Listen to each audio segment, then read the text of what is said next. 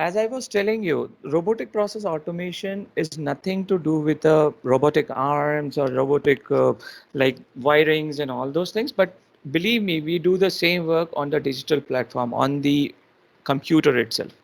So what we do is how we do it. I'll cover it in a very small session here, and I'll leave the second part of it for you guys to ask any question, any doubts you think, okay, what is this? How would you go into it? Or what is the scope that you would see around it, right? So it was early 2000 when this first term was tossed up by the IT industry, the robotic process automation.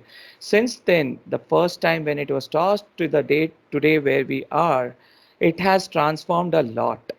There are very big partners, very big players in the market who now deal with who have different type of tools who deal with the RPA automation. Now, just to give you a very, very simple example, our day-to-day activity, all of you might have gone to a bank where you have seen somebody opening a account, you have seen somebody taking out amount, somebody claiming, or you have seen an insurance organization where you see many people submitting their documents for claims, many people opening a new insurance account, and so on. So I'll just try to take that as an example, though it is not limited to banking or the insurance sector, but I will try to take an example over there and then I'll tell you more banking or more sectors where we use RPA as a tool. So let us assume a simple example where I want to go into a bank. Say, for assume I'll take an ICICI bank and I go out there and I say, okay, I want to open an account with you people. So ICICI Bank will provide me a form saying, okay, boss, we want you to fill in this form along with various type of KYC documents to prove that what you claim you are that person. So I have a choice of opening a saving account. I have a choice of opening a current account and many other type of accounts, right? So I sit out there, I fill in some form and I give it to them with my documents attached to it. Uh, this is a one example where I go and do it. Alternatively, maybe like hundreds of people in Jaipur would be doing same in the various branches. Now, when I say hundreds of people here in Jaipur, definitely there would be thousands of people doing the same activity at the same time at different levels in the whole India, right? And also this people gives a facility to for the overseas people as well.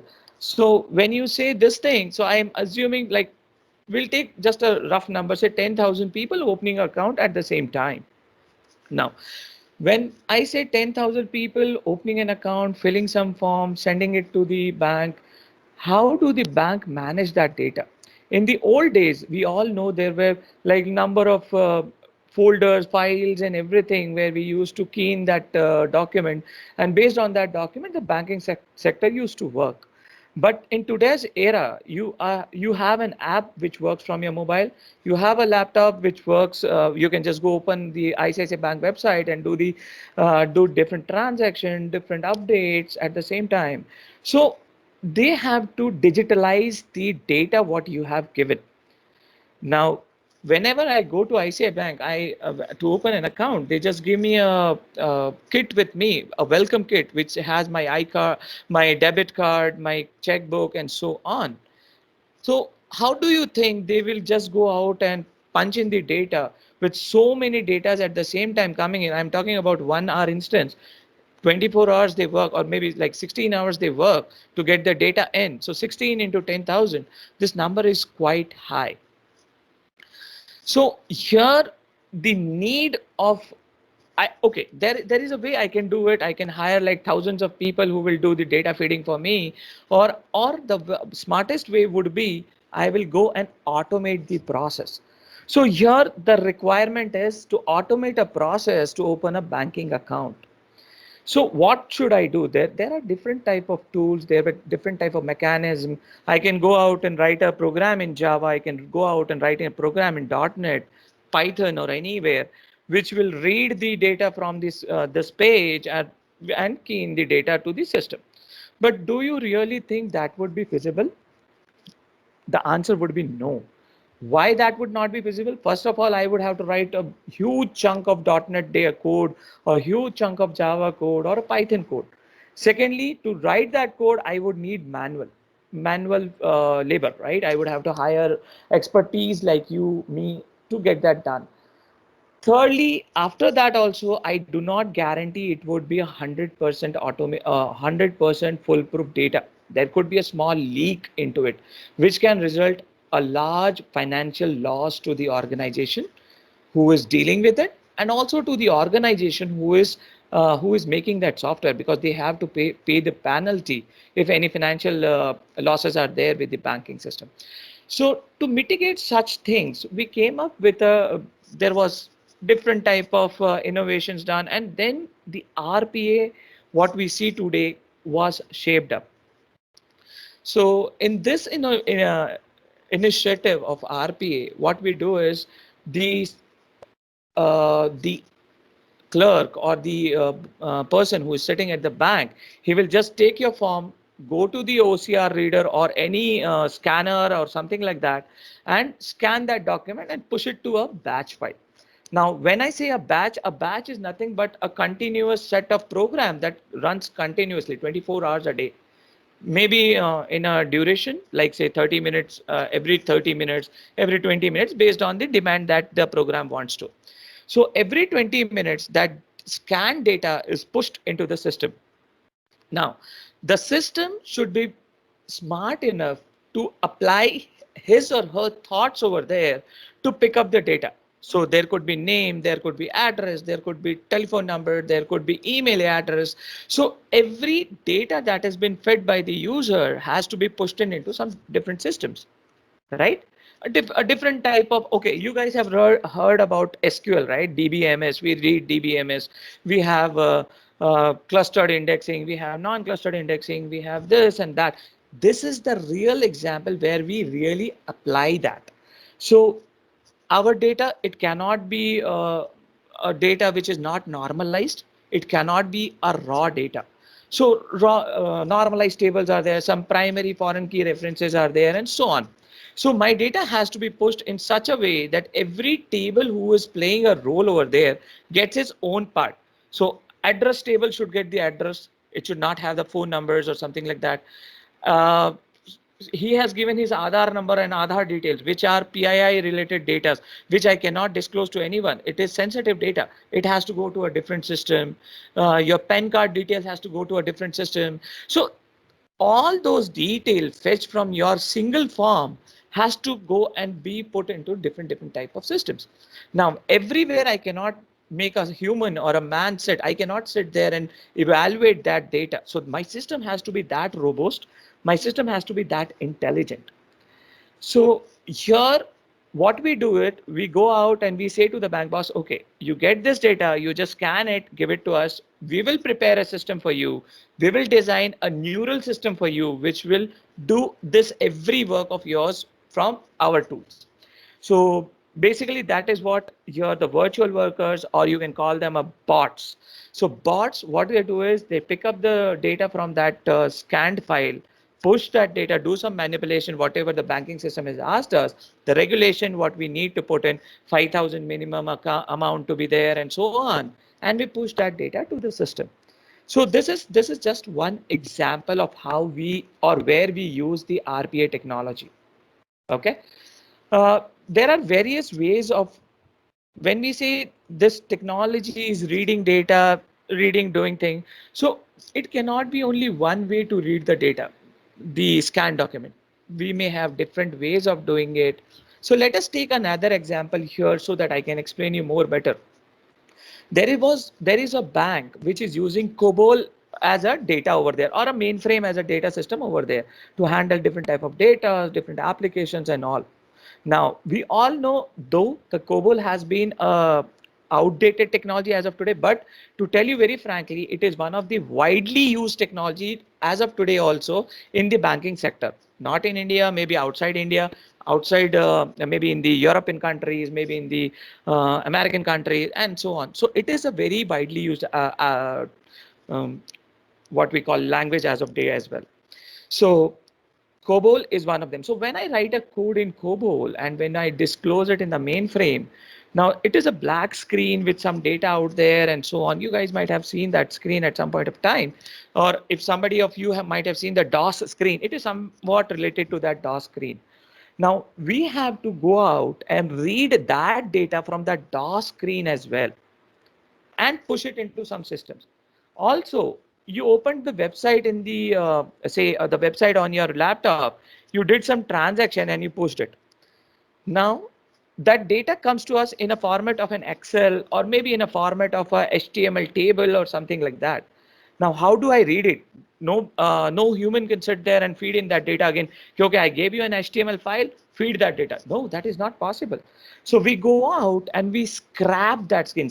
Scrapping that screen means we read that whole screen using different tools of RPA.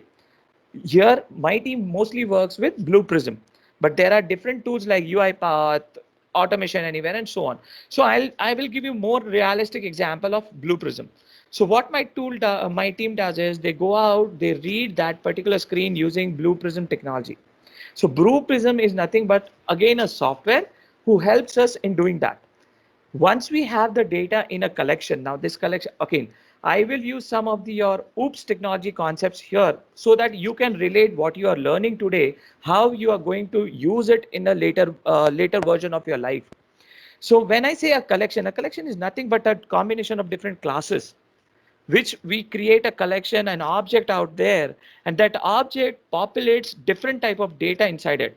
It can be an integer, it can be a string, it can be a file, it can be an image, anything. So the data types could be different, but that object will hold that complete data. Now, when that object holds that data, now what should I do? I have to go out and design a workflow.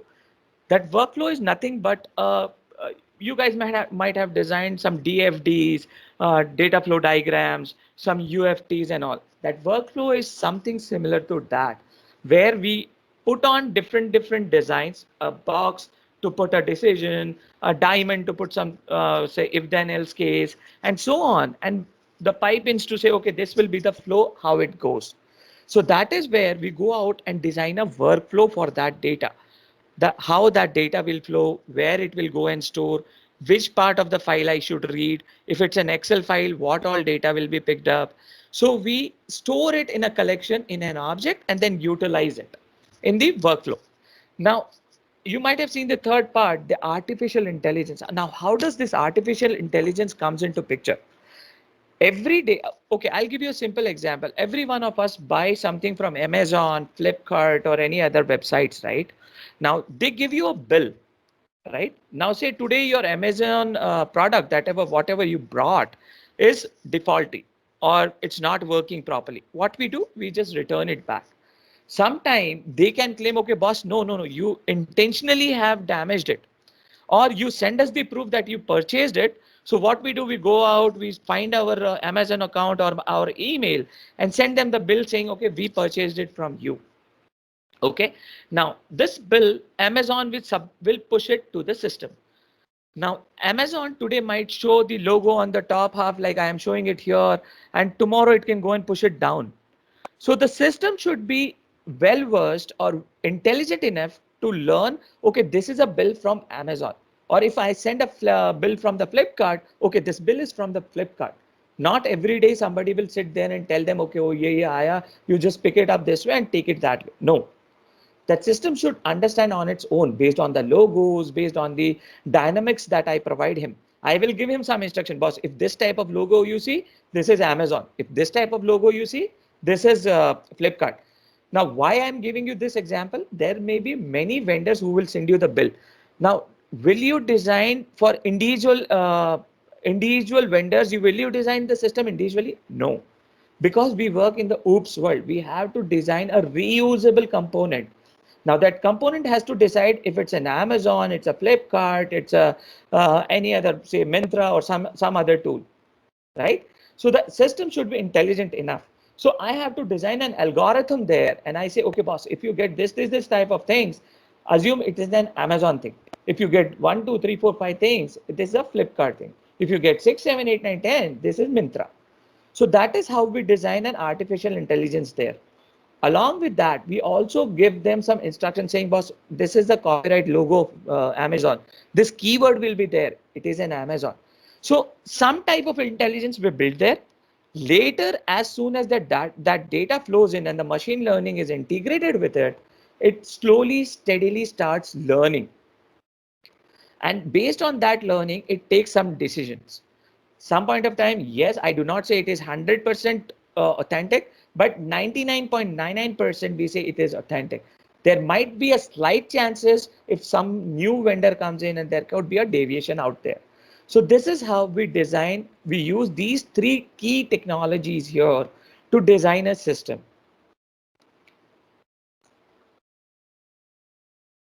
Okay, why do we need an RPA technology, whereas we can have the labor, a country like India who has 130 crores of population, and the rate of people not having job is very high here. Why do we need such things?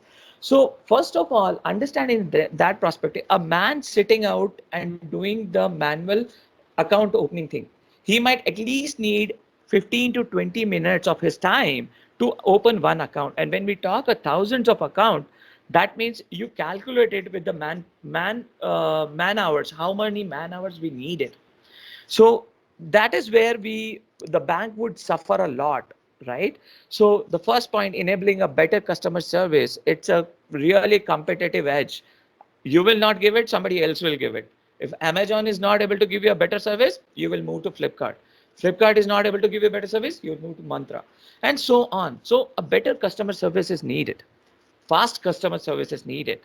Reliable customer service is needed. So that is our first point. Ensuring business operation and process comply with regulation. So you know that different type of banking regulations or different type of government regulations are there, which has to take part when we do some operation. You cannot sell or buy anything without those regulations, or open an account without those regulation in picture. Simple example, you have to keep 5,000 rupees in the bank account when you open an account, and that is a minimal threshold that you have to follow. If you don't do it, bank will start charging you money. So this is one example of a regulation that, or the standard that the bank follows. There might be n number of such things to follow. Humanly, I understand we can follow 99 of it, but there would be a possibility of forgetting one or two regulations, or there would be a possibility of doing a forgery for that. So to avoid that part, we need smart systems out there. So apart from that, now third point, allowing processes to be completed more quickly. Now, more rapidly, when I say, I already gave you an example, if a man does it, he will do it in 15 minutes, 20 minutes time. But if a system does it, I'll tell you the data how we have achieved it in like fraction of seconds.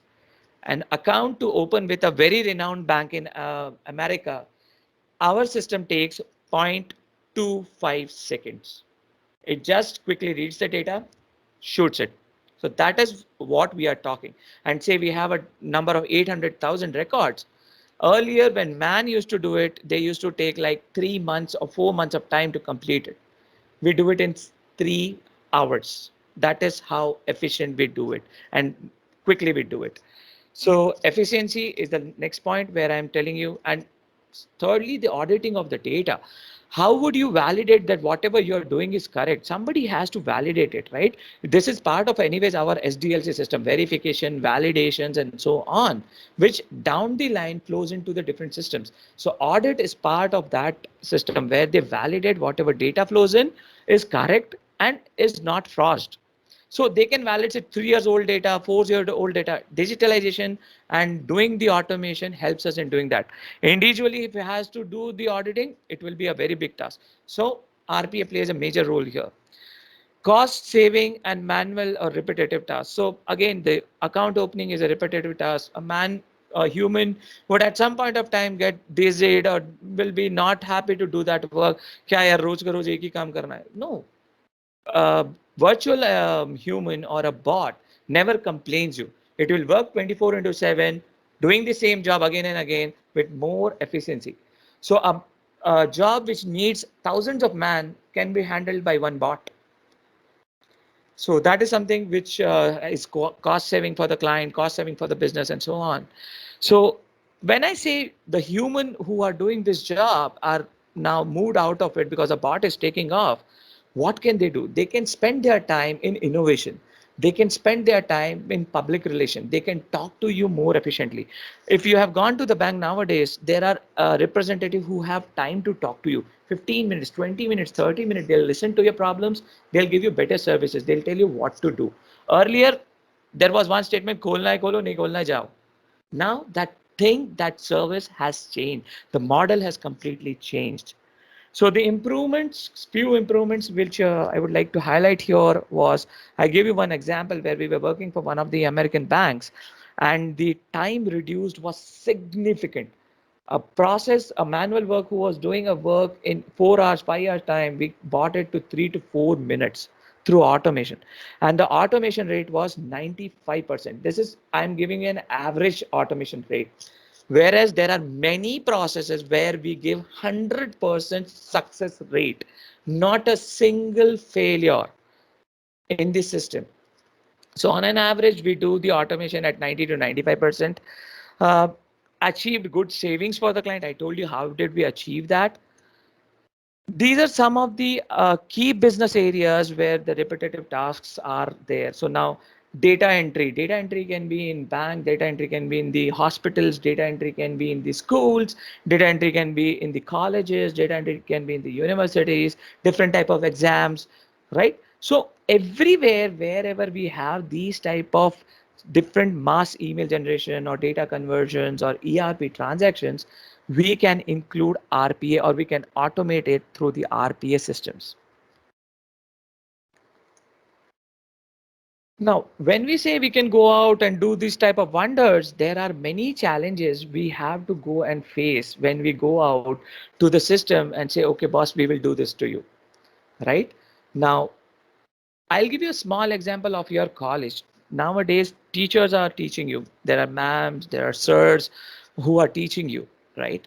Now, tomorrow, if one company like me, I come to your college, I come to say Swati ma'am, Manju ma'am, and tell them, ma'am, I will do wonders. I don't need any of your teachers. I'll set up a system which will automatically teach the students. Now, what will happen? First of all, the teachers will be scared of their job losing. Secondly, the management will also oppose it because at some point of time I can say, okay, I can put up a system which can do the management work as well, right?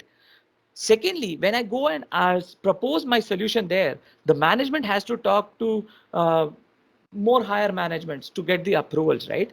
So here we need a coordination. So again, this small type of example which I gave you of a school changing and college changing, definitely we have not reached at that level, and we need our teachers, our professors, our sirs to be there with us to teach us and guide us in all our day-to-day activities as of today. So please excuse me and please forgive me for giving that example. It is just a core realistic example which they see in a day-to-day activity. That is why I use that example. So coordination is, first teachers have to talk to the principal has to talk to the management to get all type of approvals.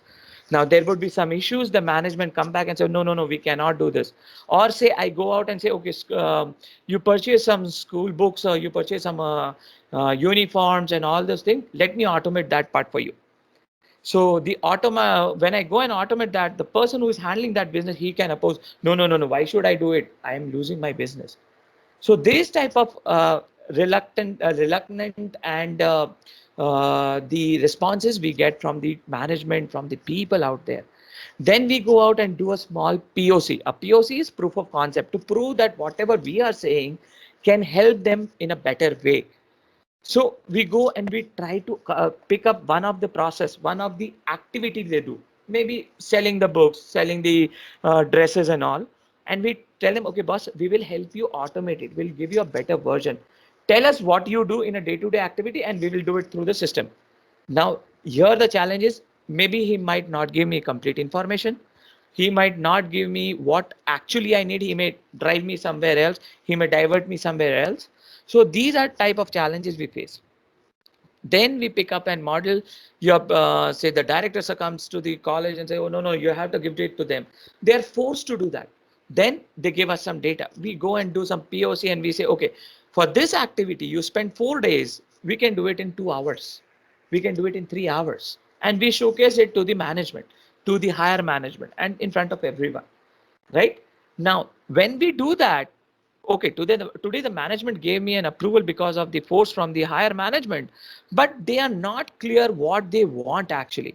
Do they really want to sell the school books or the dresses through the automation where they are spending so much of money? Money is again a power here, right?